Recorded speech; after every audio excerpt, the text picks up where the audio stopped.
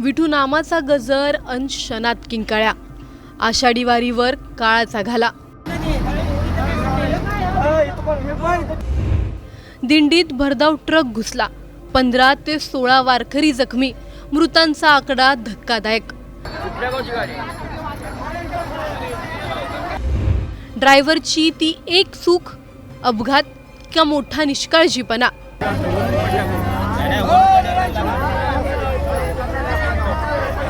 ज्ञानोबा तुकारामचा अखंड जयघोष सुरू होता। प्रत्येक पावलागणिक विठुरायाच्या भेटीची आस अधिकच वाढत होती। हातात टाळ, गळ्यात तुळशीची माळ आणि ओठांवर विठ्ठलाचं नाव। पण पुढच्या क्षणी आनंदाच्या त्या दिंडीत असा काही काळ आला की विठ्ठलाच्या नामघोषाची जागा किंकाळ्यांनी घेतली। भक्तीचा मार्ग रक्ताने माखला आणि पंढरपूरकडे निघालेल्या तिघी महिला वारकऱ्यांचा प्रवास कायमचा थांबला। जेजुरीजवळ नेमकं काय घडलं? भरधाव ट्रक दिंडीत कसा घुसला आणि आषाढी वारीवर काळाने असा घाला का घातला? ड्रायव्हरची ती एक चूक काय, ज्याच्यामुळे या 3 माऊलींनी स्वतःचा निष्पाप जीव गमावला? कारण ऐकून तुमच्या देखील पायाखालची जमीन सरकेल। पाहूया हा हृदय पिळवटून टाकणारा रिपोर्ट। व्हिडिओ शेवटपर्यंत नक्की पहा आणि टाइम्स नाऊ मराठीच्या यूट्यूब, इंस्टाग्राम आणि फेसबुक पेजला फॉलो करायला विसरू नका। आषाढी एकादशीसाठी राज्यभरातून लाखो वारकरी विठुरायाच्या दर्शनासाठी पंढरपूरच्या दिशेने पायी निघाले आहेत। ज्ञानोबा माऊली आणि तुकोबारायांच्या पालख्यांसोबत चालणाऱ्या या वारीत भक्ती, समर्पण आणि श्रद्धेचं अद्वितीय दर्शन घडत असतं। मात्र याच पवित्र वारीला सोमवारी सकाळी जेजुरी परिसरात काळाने गाठलं। एका भीषण अपघाताने संपूर्ण वारकरी संप्रदायाला हादरवून सोडलं आहे। जेजुरी जवळील भोंगळेमळा परिसरात वारकरी आपल्या दिंडीसोबत पुढील मुक्कामाच्या दिशेने चालत होते। ज्ञानोबा माऊलींची पालखी सासवडहून जेजुरीकडे येत असताना काही वारकरी पुढे निघाले होते। त्याचवेळी वारकऱ्यांचं सामान वाहून नेणारा एक ट्रक अचानक अनियंत्रित झाला आणि मागून थेट वारकऱ्यांच्या समूहात घुसला। क्षणभरात रस्त्यावर भीषण गोंधळ उडाला। काही क्षणांपूर्वी विठ्ठलाच्या नामस्मरणाने दुमदुमणारा परिसर आक्रोश आणि मदतीच्या हाकांनी भरून गेला।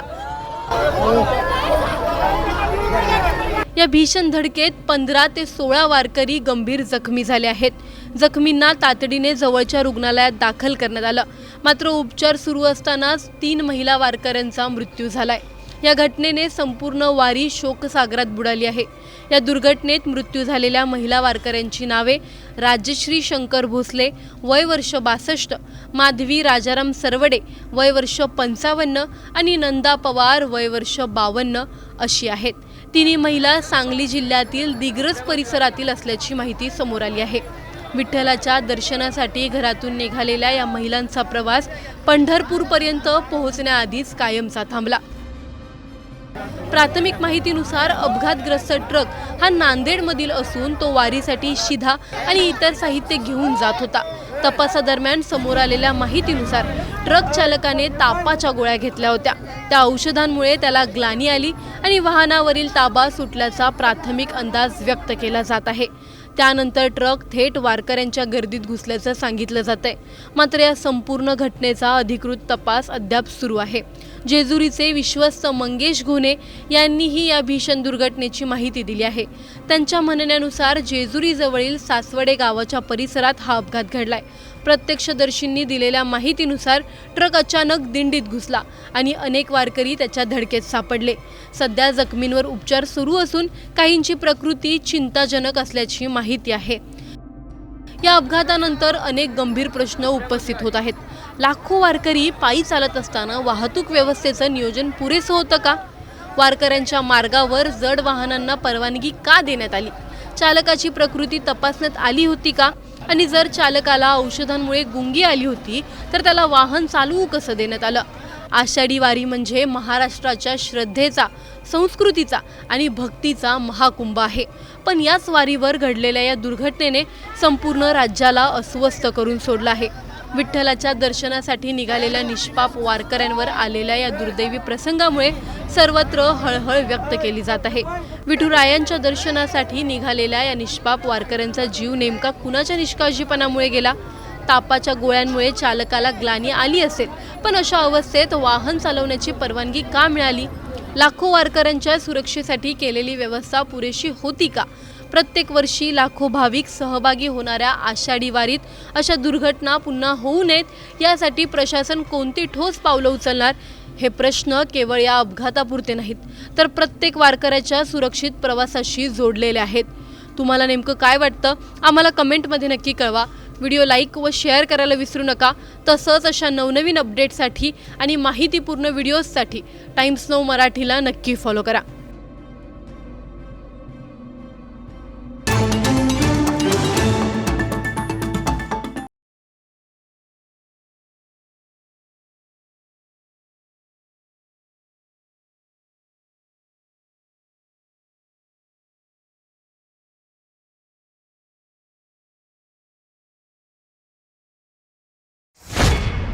वारकऱ्यांकडून पैशांची उघडपणे वसुली. वारकरी लोगों से पैसा क्यों ले रहे तुम? कौन बोला तुमको पैसा लेने को वारकरी लोगों से? हे बघा, इथं महानगरपालिकेच्या शौचालयात वारकऱ्यांकडनं पैसे घेतले जात आहेत. मोफत शौचालयाचा दावा, पण प्रत्यक्षात पैशांची मागणी. प्रचंड लूटमारीचा प्रकार हा. आणि हे शौचालय महानगरपालिकेचं आहे, इथं वारकरी थांबलेले. मनमानी ठेकेदाराकडून वारकऱ्यांची आर्थिक लूट. हे पहा, हे पहा. आषाढी वारी महाराष्ट्राच्या संस्कृतीचा, श्रद्धेचा आणि सेवाभावाचा सर्वात मोठा सोहळा. लाखो वारकरी विठ्ठलाच्या दर्शनासाठी शेकडो किलोमीटर पायी चालत पंढरपूरच्या दिशेने निघालेत.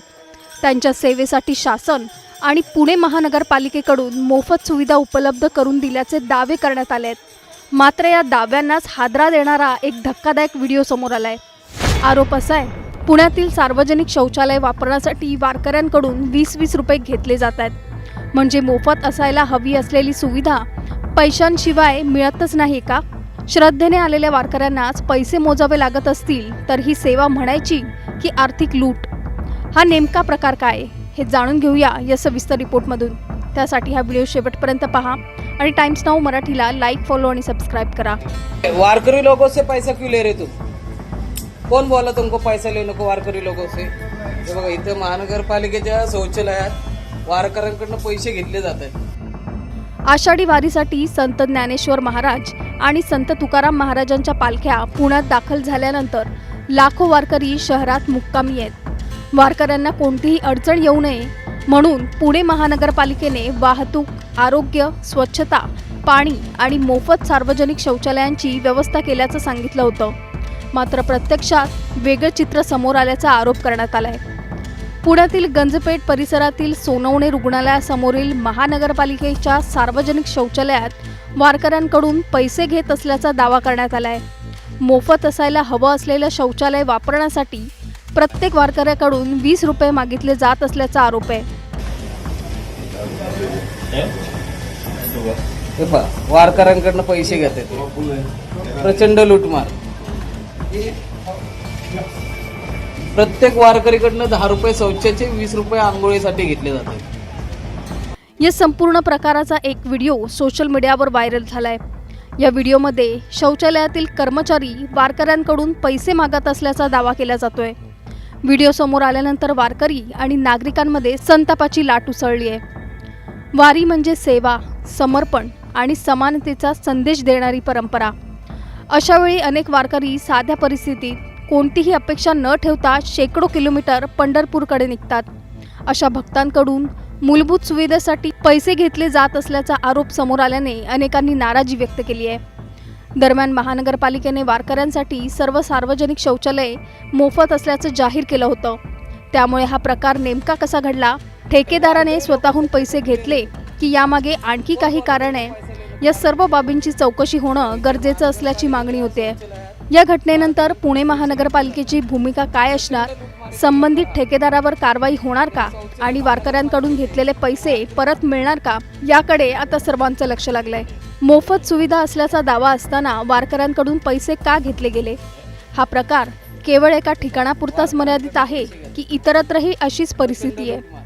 संबंधित ठेकेदारावर कठोर कारवाई होणार का? आणि सर्वात महत्त्वाचं म्हणजे श्रद्धेने आलेल्या वारकऱ्यांची सेवा करण्याऐवजी त्यांच्याकडून पैसे उकळले जात असतील तर अशा प्रकारांना आळा कोण घालणार?